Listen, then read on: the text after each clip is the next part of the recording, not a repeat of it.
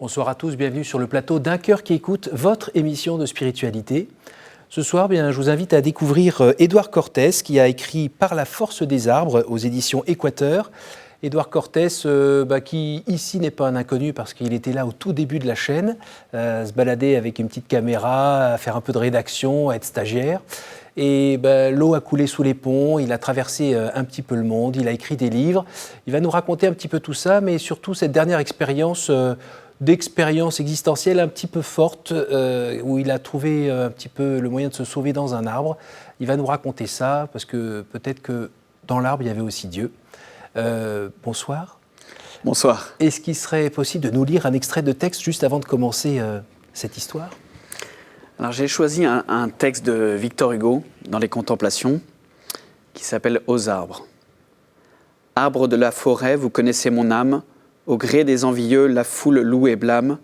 Vous me connaissez, vous m'avez vu souvent, seul dans vos profondeurs, regardant et rêvant. Vous le savez, la pierre où court un scarabée, une humble goutte d'eau, de fleur en fleur tombée, un nuage, un oiseau m'occupe tout un jour, la contemplation m'emplit le cœur d'amour. Vous m'avez vu cent fois dans la vallée obscure, avec ces mots que dit l'esprit à la nature, questionner tout bas vos rameaux palpitants, et du même regard poursuivre en même temps, pensif, le front baissé, l'œil dans l'herbe profonde, l'étude d'un atome et l'étude du monde. Attentif à vos bruits qui parlent tous un peu, arbre, vous m'avez vu fuir l'homme et chercher Dieu, feuilles qui tressaillaient à la pointe des branches, nid dont le vent au loin sème les plumes blanches, clairière, vallon, vert, désert sombre et doux, vous savez que je suis calme et pur comme vous. Quand je suis parmi vous, arbre de ces grands bois, dans tout ce qui m'entoure et me cache à la fois, dans votre solitude où je rentre en moi-même, je sens quelqu'un de grand qui m'écoute et qui m'aime. Aussi, taillis sacré où Dieu même apparaît, arbre religieux, chêne, mousse, forêt, forêt, c'est dans votre ombre et votre mystère, c'est sous votre branchage auguste et solitaire que je veux abriter mon sépulcre ignoré et que je veux dormir quand je m'endormirai. Pourquoi ce choix, Édouard ? D'abord parce que j'aime beaucoup Victor Hugo, mais aussi parce que dans ce poème, il vient se consoler de ses amertumes ou de ses tracas du monde, et il vient trouver une retraite dans la forêt, il vient trouver auprès des arbres une consolation, et il vient par le minuscule et par l'immensité, c'est-à-dire il parle de la goutte d'eau, minuscule sur une feuille, de feuille en feuille tombée, et il parle aussi des atomes, et c'est par l'observation qu'il se ressource, qu'il essaye de faire jaillir quelque chose dans son âme. Et puis il parle très clairement de Dieu. Il y a dans les contemplations chez Victor Hugo quelque chose de très mystique. Et donc j'aime bien ces passages. Puis Victor Hugo a fait louange en permanence à la nature, mais particulièrement des arbres et des forêts qu'il affectionnait. Et je trouvais que c'était très beau de voir qu'il prend d'une observation minuscule, il arrive à en dégager peut-être quelque chose qui pourrait s'approcher à Dieu. Tout d'abord, pour commencer cette émission, je veux vous remercier pour ce livre parce que j'ai passé un merveilleux moment à côté de vous.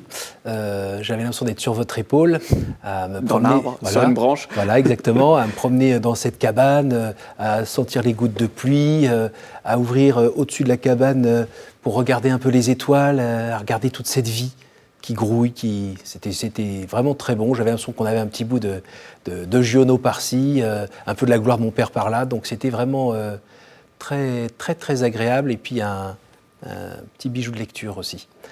Tout ça pour dire que c'est pas juste le plaisir de lire, parce que ce qu'on lit, c'est pas une fiction, c'est une réalité.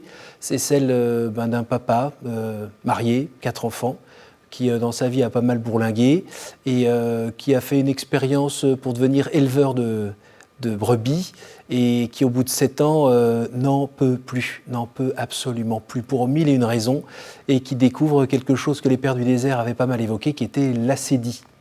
Et donc il est en train de crever sur place, et là son épouse lui permet d'aller se retrouvés pendant à peu près 3 mois, 3 mois, c'est loin ça, du ouais. monde et du bruit.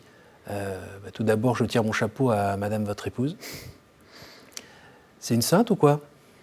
Elle s'en approche. En tous les cas, elle espérait que, en allant faire un peu le gland dans un arbre, elle puisse dans un chêne, voilà, elle puisse retrouver un peu du mari qu'elle avait connu, parce que j'étais devenu très sombre et très amer sur le monde. Je m'étais lassé du monde et de moi-même, et donc Mathilde m'a donné cette espèce de permission fabuleuse de dire mais va prendre l'air après ces années difficiles, après les années agricoles, va prendre l'air. Et j'ai choisi ce qui me paraissait le plus simple, le plus accessible, et ce qui m'enthousiasmait aussi parce que c'était un rêve de gosse. J'ai choisi un arbre et j'ai choisi de construire une petite cabane. Mais c'est vrai que je dois beaucoup à la patience de ma femme qui a permis que je vive perché comme un oiseau pendant 3 mois, pendant un printemps. Et qu'elle se débrouille avec les 4 marmots à la maison. Alors, fort heureusement, on avait un petit rituel, et quand même, certains dimanches, on se retrouvait au pied de la cabane. Voilà, et donc on se voyait en famille, et les enfants profitaient de la cabane, tout le monde profitait de la cabane. On pourra poursuivre dans les étapes des 3 mois et de cette gaieté qui a été mon séjour dans l'arbre, mais à la fin de mon séjour, j'ai emmené les enfants. Chaque enfant est venu dormir un petit temps, et donc c'était une manière de faire participer la famille à la fois à mon aventure qui est celle d'un rêve de gosse de construire une cabane dans un arbre, et à la fois à ma reconstruction intérieure. Alors comment un gars comme vous se retrouve dans une situation où c'est tout juste s'il ne vaudrait pas mieux se supprimer pour arrêter tout ça? Qu'est-ce qui était aussi insupportable? C'est la crise du milieu de vie, on parlait d'acédie tout à l'heure. Comment on en arrive là? Il y a plusieurs causes, et c'est difficile de les analyser. D'ailleurs, je ne les connais pas vraiment toutes. Il y a la fatigue agricole, c'est un métier très compliqué. Je n'ai pas du métier agricole. Et donc la fatigue, les ennuis, les dossiers PAC, les dossiers administratifs qui n'en finissent plus. Donc tout ça font des lourdeurs. Il y a la fatigue auprès des bêtes, puisque j'étais éleveur et berger. Il y a et donc les heures, on soigne ces brebis. J'ai passé beaucoup de temps sur les clôtures. On dort mal parce qu'on se tracasse pour son petit troupeau. Oui. Et tout ça accumulé au fait que, évidemment, vous tirez le diable par la queue. Quand on est paysan, on est souvent sur la paille. Oui. Pas toujours, mais c'est parfois un peu synonyme. Et donc, voilà. Et comme il n'y avait plus beaucoup de foin à l'écurie, les chevaux se battent, si je puis dire. Et donc, il est arrivé, je ne saurais pas dire le moment, mais vraiment une lassitude. Aujourd'hui, on dirait un burn-out, c'est-à-dire on est brûlé intérieurement. Oui. Il n'y a plus de jus. Il n'y a plus de jus, il n'y a plus de ressort. Il n'y a plus d'envie. Il n'y a plus d'envie, il n'y a plus de désir. Plus d'énergie pour même se secouer. Et il y a surtout ce qui m'a permis de poser un mot d'acédie, est venu une certaine désespérance. C'est-à-dire comme si la miséricorde ou comme si le regard de Dieu n'était plus pour moi. Non sans perte de foi, mais vraiment en se disant ce n'est pas pour moi. Ce que j'ai connu avant, ce n'est plus pour moi. Donc une sorte de désespérance de soi-même qui ne trouve pas vraiment d'échappatoire. Je suis désolé, c'est un peu cru. Et donc du coup, quand on ne voit pas d'échappatoire, quand on ne voit pas de lumière, pas la moindre étoile, c'est très compliqué de naviguer dans des forêts obscures. C'est Dante qui, dans la Divine Comédie, analyse ça très bien, sans doute des étapes que Dante a dû passer, parce que je suis passé par ces étapes-là. Il parle de la forêt des suicidés. Quand il traverse l'enfer, c'est un livre que j'avais amené dans la cabane. Quand il traverse l'enfer, il parle de la forêt des suicidés, et cette désespérance intérieure, je souhaite à personne de la vivre, mais elle peut arriver, elle peut traverser une vie, elle peut être fréquente. En tous les cas, c'était une immense douleur de connaître ce qu'il y a de beau dans l'amour et de ne plus pouvoir y communier.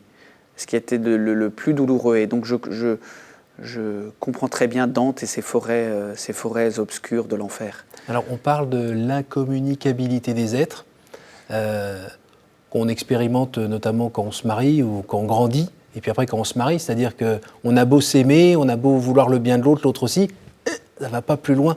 On ne peut pas aller complètement à l'intérieur de l'autre, et l'autre non plus. Dans ces moments-là, est-ce qu'on ne le vit pas de manière encore plus douloureuse, c'est-à-dire que sa moitié, à la limite, on lui fait du mal et elle ne comprend pas complètement ce qu'on vit ? On ne sait pas. De toute façon, si on se pose une question sur son existence, c'est qu'on ne sait pas comment davantage décevoir l'autre. Il y a un mot très cynique de Cioran qui dit ne vous suicidez pas, vous avez encore du monde à décevoir. Mais quand on déçoit, voilà. Non, oui, c'est l'humour cynique de Cioran, mais c'est assez intéressant. La formule dit quand même quelque chose, c'est-à-dire que on n'a jamais fini dans l'amour, on n'a jamais fini de décevoir les autres. On se déçoit les autres. Et si on ne prend pas ça en compte, évidemment, on n'en est qu'au balbutiement. Donc, on s'était déjà bien déçus en couple, et c'est pour ça qu'on avance ensemble, parce que on sait que l'amour est fait aussi de ces déceptions. Rose, parfum, épine. Voilà, exactement. Mais ce qui est très compliqué, c'est quand on ne trouve plus le chemin pour aller au-delà de la déception. Et c'était mon cas, donc j'ai essayé après de prendre une respiration, de dire où est-ce que je peux retrouver de l'air. Et étonnamment, c'est pas dans la nef d'une cathédrale ou dans une église romane qui était mes lieux de ressourcement habituels, dans un monastère ou dans... Ni sur le chemin ? Voilà, ni sur le chemin, parce que les marches font partie de ma vie, et la marche est un véritable activateur justement d'énergie intérieure et de ressourcement intérieur. Non, là j'avais vraiment le besoin de me retirer de ne voir personne, de n'être vu de personne et de prendre un peu de hauteur. Et c'est pour ça que je trouvais que symboliquement, un arbre, quand on est dans un arbre, on se sent en sécurité, on est bien. Vous savez, je grimpe depuis que je suis tout petit, je grimpe aux arbres depuis que je suis tout petit. En Dordogne plutôt ? Partout, je grimpe tous les arbres et j'aime beaucoup ça, et ça m'est jamais passé. C'est-à-dire que mes enfants s'amusent beaucoup de me voir grimper au sommet des conifères, de secouer les branches quand je suis tout en haut. J'ai 40 ans, la grimpe aux arbres ne m'est jamais passée. Donc et cette idée qu'on est en sécurité quand on est en haut, c'est vraiment ce que je voulais faire sur ma vie, c'est-à-dire où est-ce que je peux trouver encore un peu de sécurité. Autrefois, on allait aux arbres, effectivement, par exemple, je vais vous donner un exemple, je menais le troupeau en forêt, je dérange une laie, un sanglier, qui a deux petits marcassins qui, pour les protéger, me foncent dessus. Bah oui. Mon réflexe naturel, c'est de saisir un arbre et d'y grimper. Et d'éviter la charge. Eh bien, c'est exactement ce réflexe salutaire que j'ai eu, c'est-à-dire qu'en forêt, c'est très facile pour n'importe qui. Chaque Français est à moins de 30 minutes d'une forêt.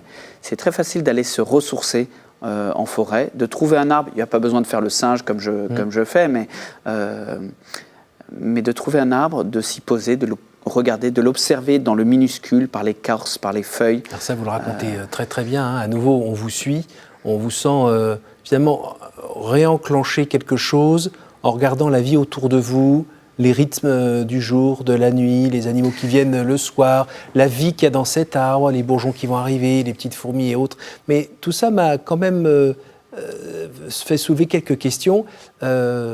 Vous avez des parents, vous avez des copains, vous aviez des prêtres que vous fréquentiez, et tous ces gens-là n'avaient rien à vous dire, n'ont pas pu vous aider au moment où vous étiez, comme on dit au Québec, avoir perdu la carte ? Je vais vous donner un exemple encore dans la littérature, c'est Cyrano, que je raconte un peu dans mon livre, parce que c'est lui qui m'a donné cette idée de l'arbre. Cyrano, arrivant à la fin de sa vie, dans la dernière scène que décrit Edmond Rostand, il se lève, il agonise de ses blessures, vous connaissez la scène. ses amis viennent pour le soutenir. D'ailleurs, il s'est pris une poutre en bois sur la tête. Voilà, exactement. Ses amis viennent pour le soutenir, il titube et il repousse ses amis. Et il dit rien que l'arbre. Et il s'appuie contre un arbre avant de donner ses derniers vers et de mourir et de parler de son panache. Et il s'appuie contre un arbre. Et rien que l'arbre. C'est-à-dire que quand on est à l'agonie ou quand il y a une forme de désespérance, les proches ne sont pas toujours les plus habiles pour venir vous aider. C'est étrange. Et puis vous-même, vous n'avez pas envie de montrer votre souffrance intérieure aux proches. Donc il y a une forme de pudeur qui s'installe et vous n'avez pas envie de montrer aux autres que vous souffrez. Parce que vous n'avez pas envie de les faire souffrir. Puis c'est peut-être de l'amour-propre mal placé aussi parfois. Et c'est de l'orgueil, c'est tout simplement de l'orgueil. On n'a pas envie de montrer aux autres qu'on n'est pas bien, qu'on est faible. Donc c'est sans doute, mais il y a aussi une forme de pudeur, ça ne pas vouloir charger les autres. Charger les autres, oui. Mais on ne porte jamais sa croix tout seul. Voilà. Alors, vous êtes né dans une famille plutôt catho ? Je suis plutôt catho d'élevage, oui. avec quelques nuances, puisque je me suis échappé du clos. Du clos de l'élevage, de l'enclos de l'élevage, et que j'ai physiquement déjà j'ai voyagé pendant plus de 15 ans, et donc j'ai taillé ma route sur toutes les routes du monde, et donc avec un grand bonheur pour aller loin de mon petit élevage primitif, si je dirais. Vous cherchez quelque chose familial. Ou pas Il y a à la fois la fuite et la recherche de l'absolu. Il y a les deux. C'est-à-dire qu'il y a à la fois la fuite de soi-même, mais il y a à la fois une recherche. Je crois que c'est Madeleine Delbrel qui disait ça ne sert à rien d'aller au bout du monde pour trouver Dieu qu'on pourrait trouver au pied de son arbre. Je paraphrase, mais en gros, la sagesse, ce serait de pouvoir chercher l'absolu, l'infini au pied de son arbre. Et c'est ce que j'ai essayé de faire un petit peu avec cette expérience de cabane, c'est-à-dire ne pas aller chercher au loin une idée de l'émerveillement, une idée de la beauté. Et du forcément mieux aussi. Exactement. Essayer juste de le trouver dans une forêt française, simplement. Alors, est-ce que vous l'avez trouvé ? Et est-ce que Dieu s'est fait davantage voir dans cette petite cabane ? Vous n'en parlez pas trop dans le livre, je trouve. J'ai un passage, un passage sur Dieu où c'est peut-être quand j'ai tourné 2 pages à la fin sans faire exprès. Je suis sûr que vous l'avez vu, parce que je sais que vous m'avez lu attentivement et je vous en remercie. J'ai un passage où je montre que... alors j'ai un passage sur Dieu que j'ai essayé de très travailler, parce que qu'est-ce que c'est difficile de pouvoir dire quelque chose sur Dieu, et donc j'ai essayé de l'exprimer à travers la création. Moi, créature, qu'est-ce que je suis quand j'observe la création ? Et donc quand j'observe la création, je me sens relié. Voilà. Et pourquoi ? Parce que... Et quand on se sent, par le minuscule, beaucoup par le minuscule, ou par le souffle, le bruit...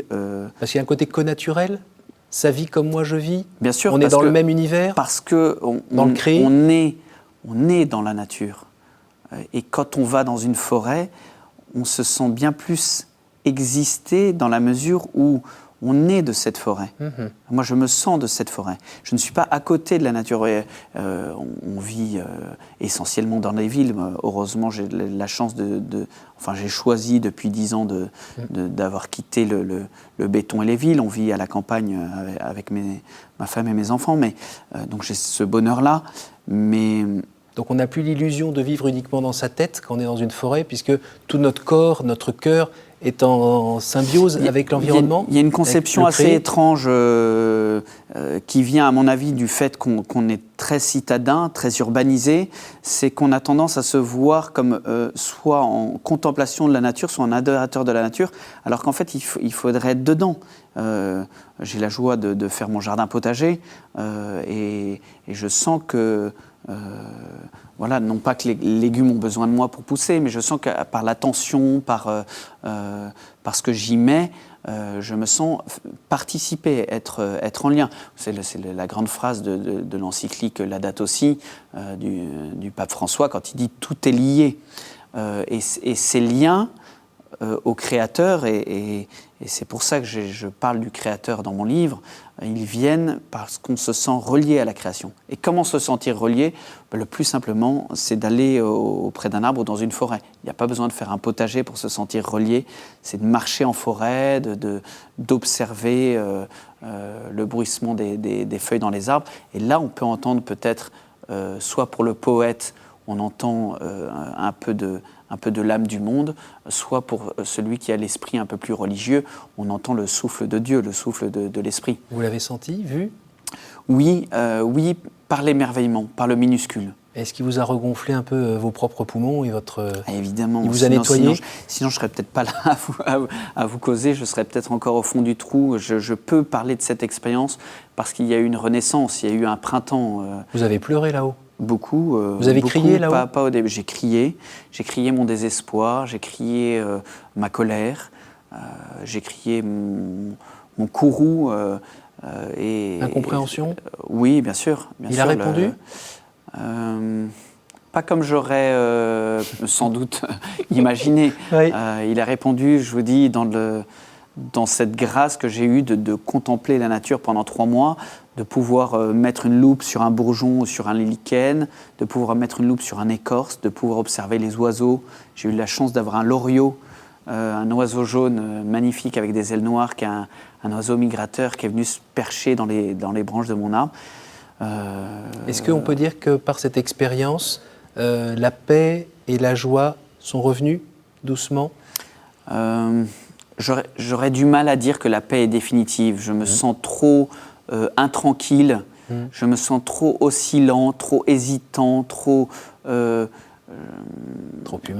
Trop humain, tout simplement, pour pouvoir dire que la paix est définitive. Non, même l'idée de Dieu ne m'est pas définitive. En revanche, je ne me lasse pas de chercher. Et puis de me laisser toucher. Oui, la joie, évidemment. La joie, c'est un long processus qui est venu. C'est Bernanos, évidemment, qui en parle superbement bien. Mais il se serait galvaudé de parler de bonheur, de paix, de joie, si jamais je ne la mêlais pas à mes angoisses, à mes oscillations, à mes tristesses. Et j'ai plutôt appris dans mon arbre à mélanger, à laisser ces sources jaillir et à mélanger ces moments de doute avec la joie. Et apprendre à vivre avec, en fait. Apprendre à vivre avec. Et je crois que c'est plus sage, où autrefois j'essayais de lutter ou de fuir. En tous les cas, c'est la sagesse que m'a donnée cet arbre, qui est de pouvoir passer par l'hiver. Oui. Se donner la possibilité de passer intérieurement par l'hiver, et puis de rajeunir à chaque printemps. Mais c'est peut-être moins penser comme le monde comme un enfant, et le penser comme... c'est sûr, c'est sûr. Mais j'ai perdu toutes mes illusions. C'est-à-dire j'ai perdu mes illusions d'enfant et j'ai aussi perdu mes illusions d'adulte. Et donc, il reste... je ne sais pas ce qu'il reste. Plein de belles choses à écrire. Votre vie à écrire. On arrive à la fin de cette émission, le moment des questions surprises. Auriez-vous la bonté de me donner un chiffre entre 1 et 9, s'il vous plaît ? 8. Quelle est pour vous la plus belle fête ? Je peux vous raconter un Noël à la Sainte-Baume, puisque c'est un Noël qui remonte à il y a 2 ans. Magnifique, on a été en famille monter dans la forêt. Il y a une grande forêt, une grande hêtraie. Et on avait choisi ce lieu parce que je travaillais et j'écrivais, je commençais à écrire sur les forêts et sur les arbres. Et on avait choisi ce lieu de Noël parce qu'il est entouré de forêts et puis parce que c'est la simplicité même. La grotte de la Sainte-Baume, pour ceux qui ne connaissent pas, je vous encourage à y aller, perché dans la falaise.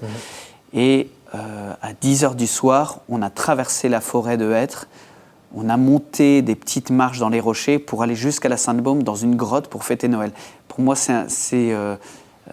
alors je pourrais dire Noël, bien sûr, mais un Noël en forêt, dans la grotte et dans la simplicité de Saint-François et de la crèche, un souvenir merveilleux. Entre 1 et 8 2. Quel conseil donneriez-vous à quelqu'un qui vous dirait « J'ai envie de rencontrer Dieu, par quoi dois-je commencer » Aux arbres. Aux arbres. Entre 1 et 7. 7. La pire idée fausse qu'on se fait de Dieu, selon vous?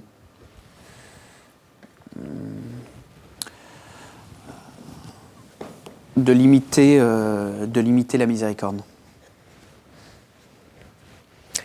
Merci Édouard, merci d'être venu nous Avec partager ce qui est un tableau avec des nuances. C'est pas tout plein de lumière ou tout noir, mais comme la vie, avec des belles nuances. Merci beaucoup. Merci beaucoup. Merci pour votre confiance.